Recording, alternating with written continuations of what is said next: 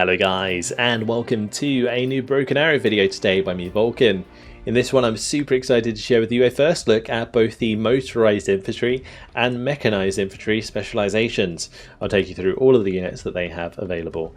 A big thanks to Slytherin for providing me early access to this build so that I can share with you what's to come on release in June.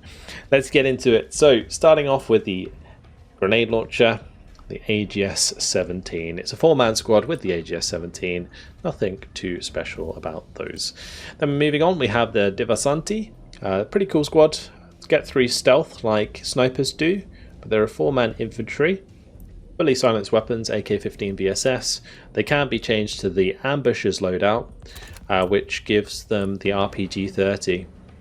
The only thing is, you do lose the ability to laze things. So I would generally keep them with the stealth, with the silenced weapons, sneak these into the back line, and you'll be able to spot stuff and laze stuff very nicely indeed. Then we have the Moto Picotta. These guys are a 65 point squad for 8 strength. You've got AK-74s, grenade launchers, 2 grenade launchers, PKP, SVD, and an RPG-7V. The RPG-7V has 500mm of heat. It gets 6 shots, so not too bad. Then we got the PTO Metis squad. This has 2 Metis in the squad with 10 shots total. So pretty good at holding a position against enemy armor. Bear in mind that it only has 800-meter range on the Metis. So it's not like super long range. Generally best used in like cities at closer ranges. Then we have the Cornet, which does have range, 1,600 meter range. You can also upgrade it to the Cornet M, which has 1,800 meter range with 1,200 millimeters of heat penetration. This will get through those Abrams, those pesky Abrams, very nicely indeed. Bear in mind though, you only get 1 of them, so you're going to have to maybe like double them up if you want to try and get through active protection efficiently. Then we have the Igla N. The Motorized Infantry now have the double manpad squad, so you get 2 Igla Ns in this squad. It's a 4-man squad, very effective at taking down helicopters like any 2 manpad squads. They actually take over, I think the Verba before had 2 manpads. I think this is the only one on the Russian side that gets 2 now. You can also have the Igla S, which is just an upgraded variant of the Igla N. Probably worth upgrading it. Then we have the Spetsnaz GRU. These guys are absolutely cracked. It's an 8-man squad. They have fully silenced weapons by default, so AK-15, 2 GP-34s, so they're grenade launchers. They've got the VSS, and then they have disposable RPG-28, so they get 3 shots, and then they've also got a Verba, which gets 3 shots. The Verba has 2,100 meter range, so it's a very effective anti-air, and these are kind of a jack of all trades, and if you can keep them topped off with weapons, they're very, very good on the front line, like very good indeed. So just keep supply with them to make sure they always have those very good weapons, because I mean even the RPG-28 is a 900mm heat penetration. It's absolutely awesome.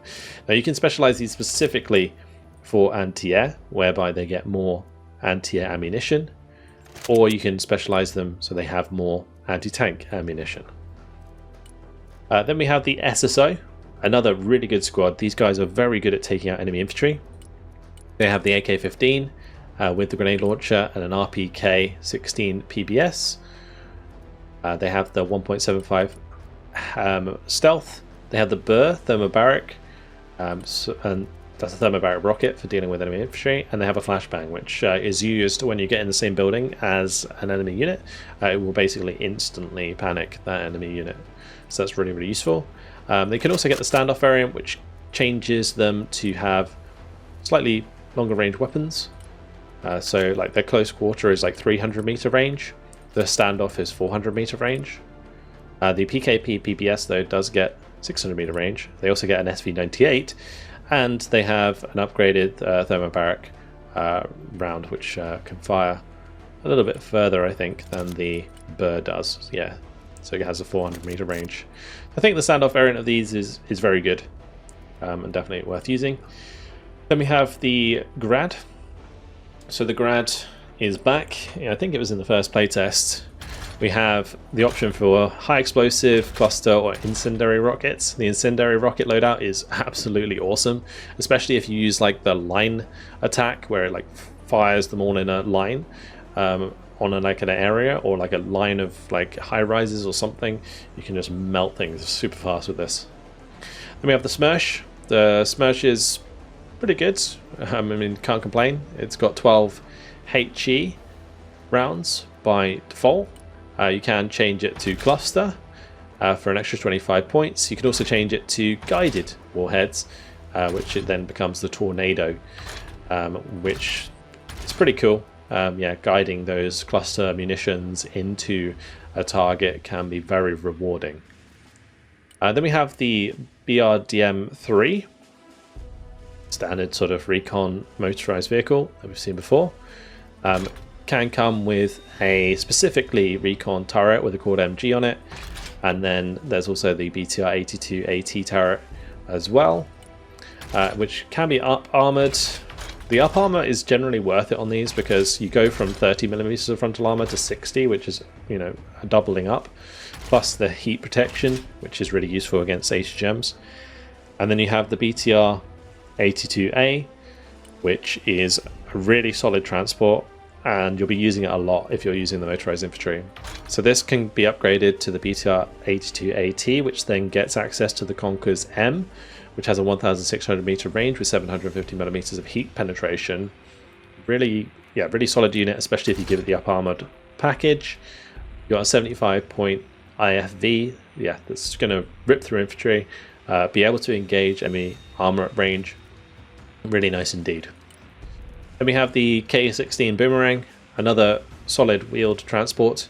Has like 8 seats.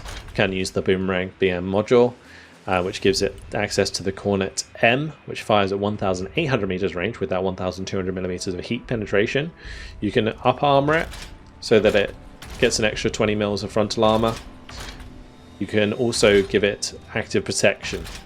So, you know, the combination of this is pretty strong. 135 point wheeled unit with a 30mm autocannon, Cornet M, and 4 uses of the active protection system. Really, really nice unit. Quite expensive, especially when you compare it to the BTR-82AT though. Then we have the OSA AKM. The OSA AKM by default comes with the 9M33M3 missile. You can upgrade it so it's stabilized, which allows it to fire on the move, and it can also then engage missiles. Bear in mind you do need to turn the radar on for it to engage those missiles, and also remember that radar doubles the range of your high altitude, so 1,650 becomes, you know, 3,300 meters range with that missile. So yeah, pretty solid, especially with the stabilized. I actually quite like this as a anti-air that can fire on the move against helicopters. Then we have the S300 PM.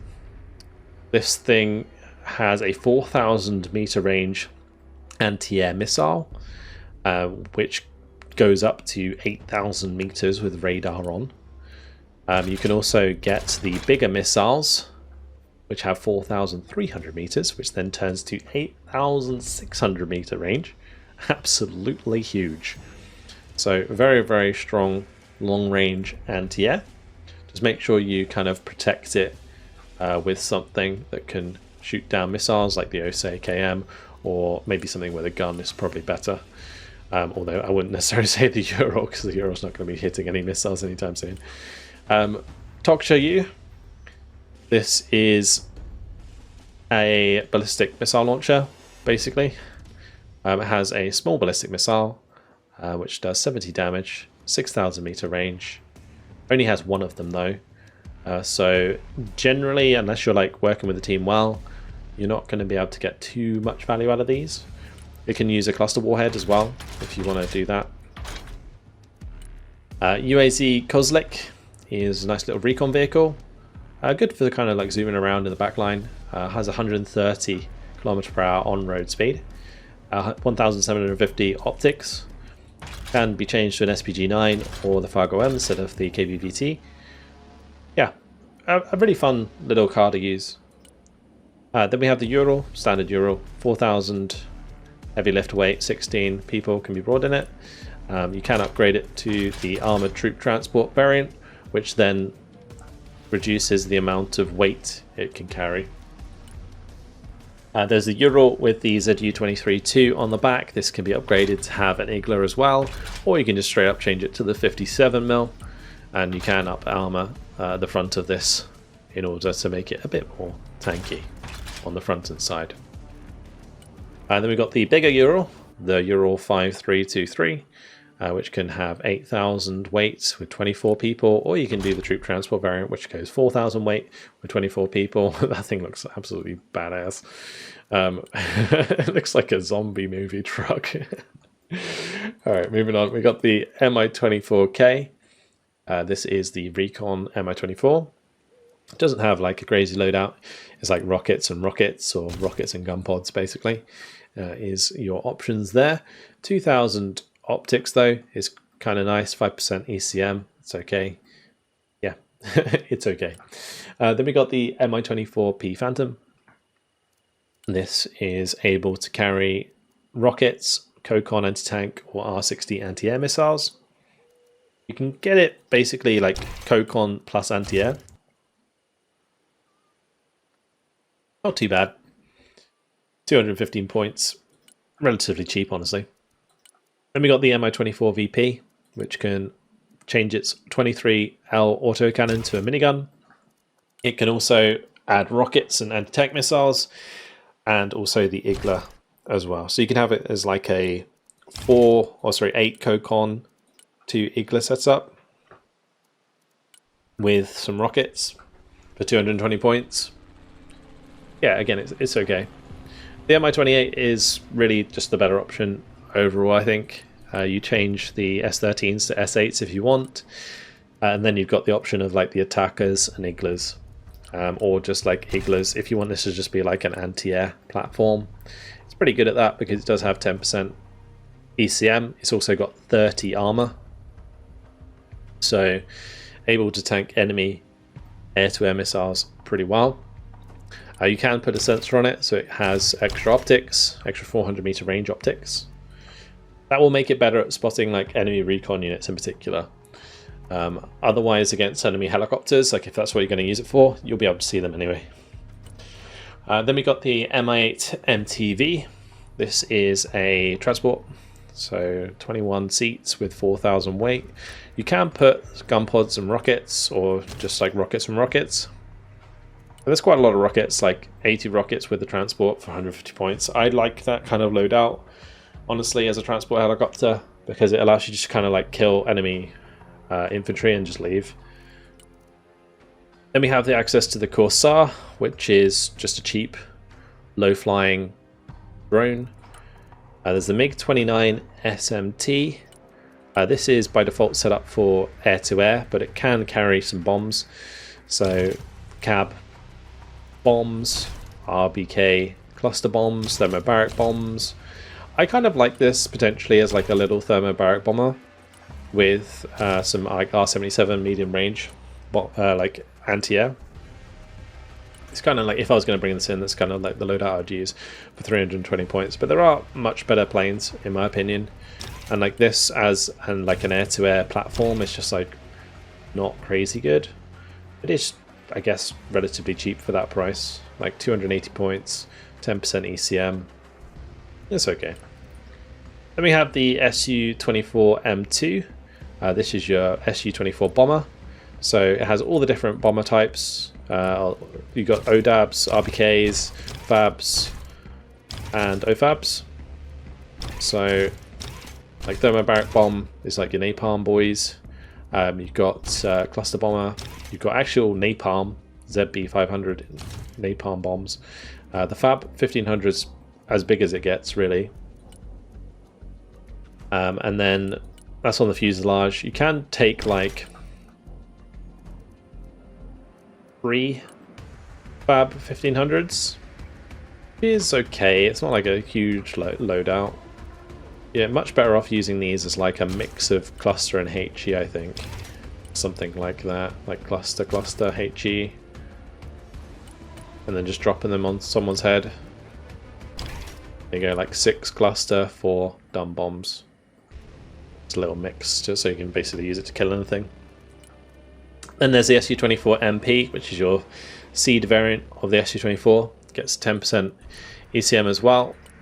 Comes by default with a one radiation missile, and then you can add 2, which comes default with 3 basically. And then you can change these to rockets if you wanted to, or maybe air-to-ground missiles. You're not really going to want to use air-to-ground missiles because you do have an SU-25 as an option, but there is fuel tanks if you want to make it cheap, but then you kind of lose the choice of those extra missiles. And then there's options for more air-to-ground if you want them, or air-to-air. To be honest, I mean, bringing this with 3 KH-31s and a couple of air-to-ground missiles is not a terrible choice. Like 260 points, you're getting 3 anti-radiation missiles and the ability to kill like an Abrams. It's pretty good. But then you have the SU-25T, and this can also bring anti-radiation missiles. It can bring the KH-29 cruise missile, which has a 4,000 meter range, but I don't find it too good generally. The KH-31P anti-radiation missile, yeah, just bring that and then just set up KH-25 MLs on the wings, and those will easily be enough to kill enemy tanks. I mean, the KH-29TD air-to-ground missile is still very good. You know, it's got 32 damage, so it absolutely slaps enemy tanks on the ground. Especially, I think, in a strafing run, it will direct fire them, so it's pretty handy. But yeah, the ability to have an anti-radiation plus the stuff that you need to hit ground targets is really, really strong. The Vickers just take too long to fire, in my opinion, so I'm not a big fan of those in a ground attack situation. And yeah, rockets, I guess, if you want to make a really cheap rocket runner, you can do that. Just set it up with S8 rockets and maybe a couple of S13 rockets. It becomes kind of like a cheap anti-infantry. It's not even that cheap though, 265 points. Yeah, in terms of wingtips, you can put ECM pods on it, probably worth it. So you'd have KH-25 MLs, you'd have nothing on the outer pylons, and then anti-radiation, and you got 325 point aircraft that's very, very effective and very good value for money for what it's going to be killing. Probably don't need the radar. Changes the air optics from 6,000 to 12,000. Will allow you to spot enemy aircraft on the backside of the map that might be trying to hunt you down. But generally, you're not going to use these unless the skies are clear anyway.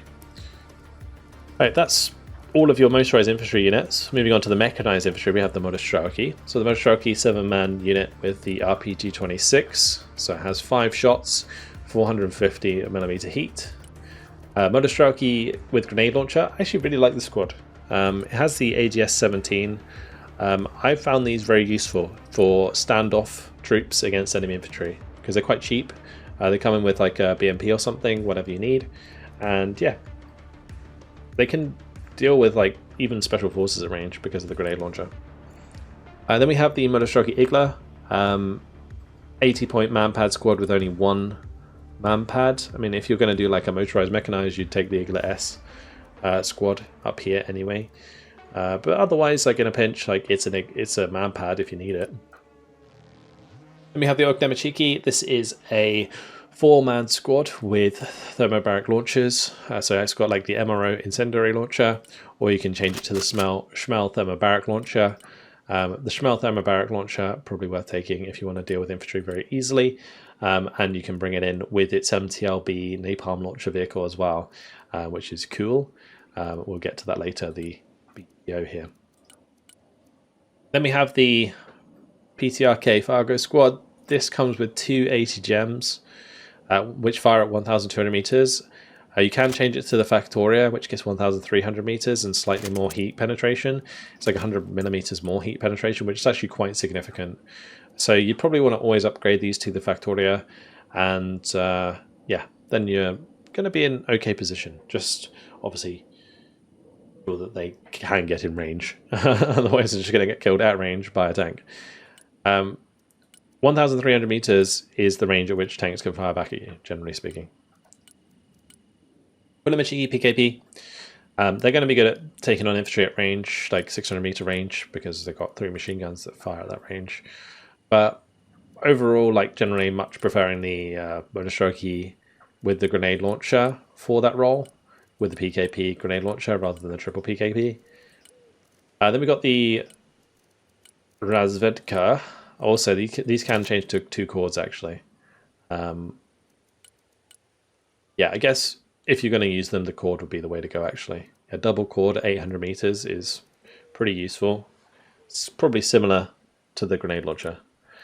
Grenade launcher is just better at killing units in buildings as opposed to the chord, which would kill things better in the open. Then we got the Razvedka. So these guys are a 5-man squad with 2.5 stealth. Standard recon unit. They get 3 RPG-26s with the 450mm heat. Then we've got the RPG-29 Vampire. The Vampire squad is 7 men. They get an RPG-29 with 12 rounds with 650mm heat.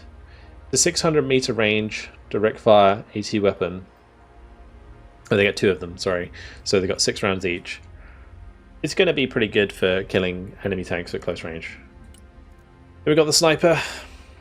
This is a standard sniper. No stealth on these. Well, they've got 3 stealth, but no silenced weapons is what I mean.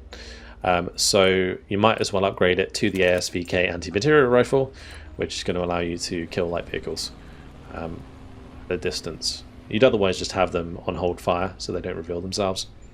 Anyway, so yeah, I think having the anti-material rifle as an option is important.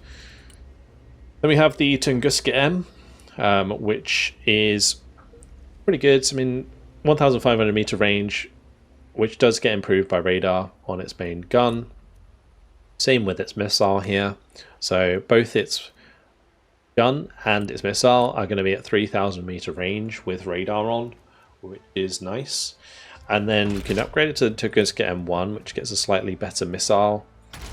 And then you can also upgrade it to the Panzer, and the Panzer, again, even better missile. So that goes up to 3,600 meter range, which is nice indeed. For 225 points, I think the Panzer is a pretty good anti-air vehicle, especially considering it's still very good even when it doesn't have its radar on, particularly if you have the Panzer system. Then we have the Akadzaya M1. This is a 152mm artillery piece with 3,500 meter range by default. If you upgrade it to the M2 variant, you get slightly, what's the difference there? Slightly better reload time. Yeah, I knew it wasn't much difference. Yeah, that's basically it. It just reloads a little bit faster. I don't think that's too important for an extra 20 points. Just keep it at cheapest chips. Then we have the Tulpan. This thing is actually pretty good at killing infantry. It can kind of suffer at killing tanks. You have to kind of direct hit a tank, but if you do direct hit a tank with a 240mm HE, it does still do a lot of damage, and does come with 4 precision ones which can be laser guided in, and those are the ones that can really slap tanks about if you have the laser guidance. It can be upgraded to the Gautzin. This thing has a 152mm gun. It's just long range HE, 4,200 meters, 150 points, not too bad. Then there's the Malka, which is a much better option than the Gautzin in my opinion, because it has a 203mm HE, which fires at 4,300 meters, has 15 damage as opposed to the 12 damage of the Gautzin. This thing is very good because it fires like 2 or 3 rounds and then it moves, or you can move it away, and then you fire another 2 or 3 rounds and you move it away. So it never sticks in the same place for too long. The Gautzin probably does the same thing, but it's just going to be less effective because it's got less damage. Then we have the BMO-1. This is kind of like a super light version of the BMP-2. It's like, yeah, just like a downgraded BMP-2. It just comes with a 30mm and PKT, and then it can be up armored to have like 100mm frontal armor. Isn't too bad. And there's the BMP-1. The BMP-1 can actually get some pretty nice upgrades. You can give it a 30mm autocannon. You can get the BMP-1 PG, which is the one with the grenade launcher and the Fargo M. The BMP-1P, which gets the Fargo. And then you can up armor this as well if you want to. So it can look pretty wonky for a BMP-1, honestly. And there's the BMP-2, which gets the 30mm with the PKT and the Conquer's M. You can upgrade this to have the grenade launcher or the Battlegroup turret. The Battlegroup turret gets the extra optics, and it also gets the Cornet and the AG like grenade launcher 30 instead of the grenade launcher 17. So that's a slightly bigger grenade launcher. It can be up armored as well, and for 85 points, this is pretty solid. I mean, you've got a 1,600 meter range, 1,000 millimeter heat penetration, HDGM, 4 of them, plus a 30mm autocannon, plus a grenade launcher that's really good for killing enemy infantry. So really nice support vehicle. Then we've got the BMP-3, another really good support vehicle, especially with the upgraded BMP-3M turret. The default turret is like okay. I mean, you got the 30mm with the 100mm and 3 PKTs. You got 2 PKTs in the front there, and then 1 on the turret. But the 3M turret's so good because it has 30% ECM. It's really, really good for like negating the ability of enemy missiles coming in. And then there's the Apoca module, which is giving you the Bullet, which is an interesting little rocket, I believe, that can be targeted onto infantry. Also, I guess you get the Cornet instead of the ability to fire the Arcan. So the BMP-3M can fire like an HDGM out of its main gun, whereas the Apoca, because it changes it to a 57mm gun, has to use the Cornets instead. I mean, that's still going to be pretty effective, like honestly. 57mm gun, really, really strong, because it does have like 150mm of kinetic penetration. BRM-1K, recon unit, can be upgraded to have like extra optics with a PKT, or you can even go for the autocannon variant, which is very cool. The 30mm autocannon with 2000 optics is going to be useful for hunting down enemy recon vehicles or recon infantry, and you can up armor it as well to avoid taking too much damage from heat weapons, and also extra 20mm of kinetic frontal armor. Then there's the BTO. This is an MTLB with some thermobaric rockets on it. This is the transport for the Ogden-Mashiki. It can be up armored to make it a bit tankier, which you probably might as well do. Actually, maybe not. It doesn't really matter for this kind of thing because it's so cheap. Then we've got the Book M2. So the Book by default has 3,000 meter range. It is doubled right by radar, so it'll be 6,000 if you have the radar on. And then there's the Book M3 upgrade, which makes a 3,200 meter range. You also get 6 missiles instead of 4 missiles with the Book M3, so that's really, really handy. The guidance is different as well. So like this one's terminal guidance, which means like when it gets close to the target, it auto guides, whereas this is semi-active, which means that this one can, like the Book M3 can fire like more missiles at different targets, and the missiles will track themselves, where the Book M2 kind of needs to track the target that it's firing at. But it can multi-target 2 different targets, so that is something to bear in mind. That is just like part of the system. All right, moving on, we have the MT LBVM, which is a little supply vehicle, can bring in 2,000 weight and 12 people. Can load it up with a grenade launcher and PKT with 30mm, just the 30mm autocannon, the KPVT, and also just the cord on the front there. And you can up armor it. And there's the MTLB with the ZU-23-2 on it, which can be upgraded to the GSH-30K with the Igla, which is like a 30mm autocannon, I guess. 1,500 meter range against helicopters. I haven't had a chance to try this out, which is why I'm a bit confused. But yeah, Igla, not bad. That's a nice combination. Then we have the up armor for that as well. Then there's the Strela 10M, which is standard Strela, 1,800 meter range versus low altitude targets, 1,300 against high altitude targets. Can't take radar, so you're not going to be getting much more high altitude range. There is Luchnik, which is a slightly longer range, but does have less damage. So I've generally found that Luchnik's not really worth it, but the Sosna certainly is. 2,400 meter range with 12.5 damage. So yeah, Sosna's pretty strong. Then we have the Diva, which is a 82mm mortar carrier. It can be upgraded to have a Vasilic on the top, which is pretty cool. I haven't had a chance to try out the Vasilic, but the way the Vasilic works is it's kind of like it can auto-fire at multiple shots at once. I imagine it can be pretty good if you were like within a decent range. And there's also the Dilemma, which is at 120mm mortar.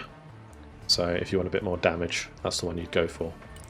Then there's the Duplo. The Duplo is a 12,000 heavyweight bad boy with 28 seats.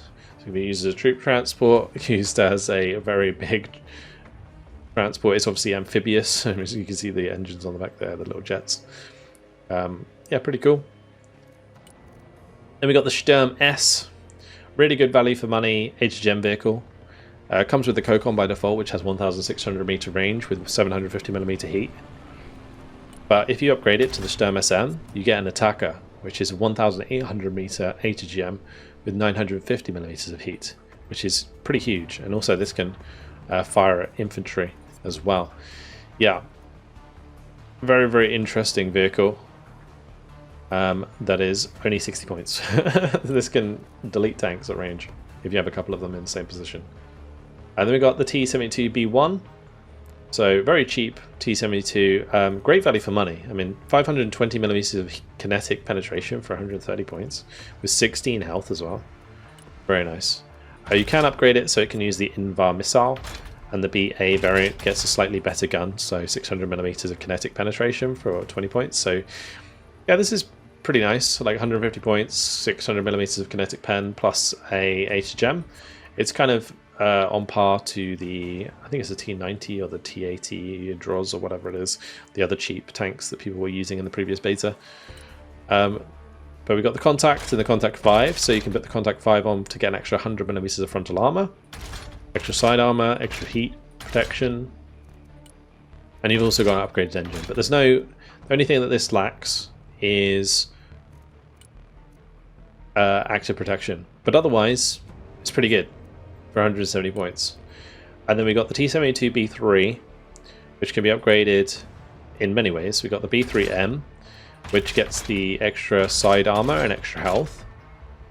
There's the B3M OBR-16, which is the maximum armor package. It goes up to 18 health for 30 points. Then you can add the Arena on top of that. And then you've got the OBR-16 with Arena. So having the OBR-16 gives you an extra health, which I think is worth it, generally speaking. And then the Arena, in this case, you get 4 shots of active protection, which is very nice. You also have a 680mm kinetic gun, the Invar missile for ranged engagements. I think this is a really decent tank. Then we have the UR-77 Meteorit. This is a mine clearing vehicle. Similar to the one that the Americans had, the Miklik. This is pretty good for killing infantry buildings, honestly. That's what it's used for. You can give it some extra armor, which does give it a lot of extra armor. And it goes from 20 on the front and side to 120 on the front and side, which is huge. I don't know if that's intentional, but either way, definitely helps it survive more. Then there's the Su-25SM. The SM variant I'm not a fan of as much as the Su-25T variant because the choices are a bit lackluster.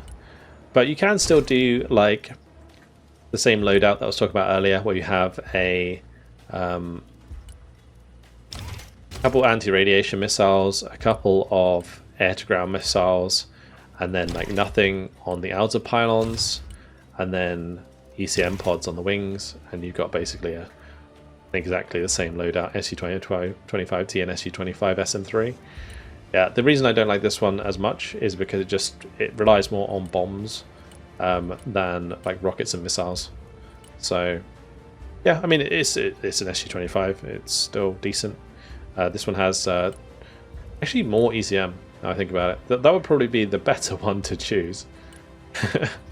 Yeah, if you were using that loadout. Never mind, ignore me. Yeah, this is 20%, that's 15%, so yeah, this is the better one to choose. If you have the choice, anyway. Then finally, we got the Su-27SM. So the Su-27SM is mainly a fighter ASM. It can ASF, sorry. It can come in with a couple bombs. You know, it's got the access to the smart cluster bombs and cab smart bombs. They're cab 500, so you can go like, you know, 4 clusters, 6 clusters. And then you just got R73s on the wings with potentially ECM. So, you know, you could have a 500 point cluster smart bomber if you want. Feels very expensive. But yeah, as an anti-air role, it's pretty good. You know, you can have like 6 R77s, a couple R27ERs. And then you can even have extra like R73s on the wings as well. Generally, you want to keep the price of these lower because, say, if you dive into an engagement and it gets shot down immediately and you don't get all your missiles off, then you just lose a lot of cost. Anyway, I did make one of these decks earlier, so we'll just quickly jump into it with both of those specializations. So this is the Moto Mech deck. I don't think that, like, this is generally going to be a deck that people use. I feel like there's better combinations to use for either of these. But if you're using them together, this is what I've got. I've got the SM3, so I am using the one with the extra electronic countermeasures. Yep, there you go. So really, really solid air-to-ground unit for destroying enemy Abrams. You've got the Su-27SM, which I've set up to be 365 points with 4 R27s and 4 R77s. So yeah, slightly cheaper variant using more mid-range semi-active missiles. And I've got the triple KH-31 set up here, although I am kind of tempted to add a couple of air-to-ground missiles on that one as well for an extra 40 points. Wouldn't be too bad. But in terms of transports, you can see that the Diversanti can have the BTR-82 and the Boomerang. Razvedka snipers get BMPs. So basically, if it's motorized, it gets access to the BTR-82 on the Boomerang. If it's mechanized, it gets access to all of the BMPs, and that's basically the same throughout. So in the infantry tab, it's more or less exactly the same. The only different one is the Ognomachiki that get access to the BTO, which I am bringing in with them, so they get that extra little bit of napalm launcher, which is very handy indeed. Yeah, so actually kind of like this deck. It's fun to use. It does have the ability to kill enemy tanks. It does have its own heavy tank. It's got relatively strong infantry, like the Spetsnaz GRU are just your front line. Yeah, it's a fun one. And hopefully you guys have enjoyed that look at the new motorized and mechanized infantry specializations. That's all from me for today. Hopefully you guys enjoyed it. Thank you very much for watching, and I'll see you in the next video. Goodbye.